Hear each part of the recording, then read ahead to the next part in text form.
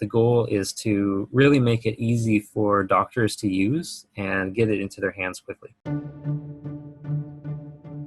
My name is Ryan Jansen. I'm the Chief Technology Officer and co-founder of TransPod. The TransPod line is a transportation system that can carry passengers between cities at over 1,000 kilometers per hour. So this is an advanced new type of tube transportation. We saw ways that we can apply our know-how into making a new ventilator system for this pandemic emergency.